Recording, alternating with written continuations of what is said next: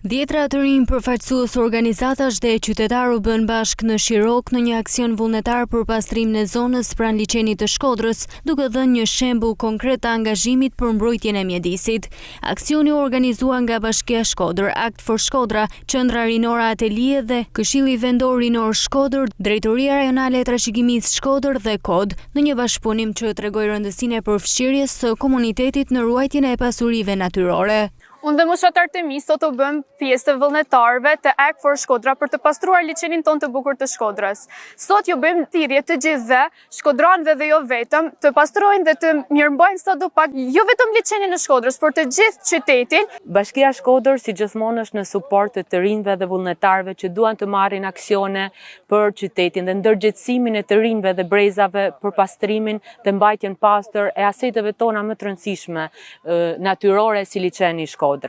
Ky është aksioni tjetër i radhës pas atij të Velipojës për të pastruar dhe të mbajtur pastër liçenin. Jo vetëm një ditë pastrimi, por një ditë ndërgjegjësimi për të gjithë brezat, që kushdo që kalon dhe vjen një pasdite apo kalon rrugës, të mbaj pastër, me turina të hedhën në vendin e duhur dhe të kontribojë në këto pasuri natyrore të ruhen e të trashëgohen të pastra brez pas brezi. Sigurisht që kësaj nisme nuk ishte se si t'i mungonte dhe Drejtoria Rajonale e Trashëgimisë Kulturore,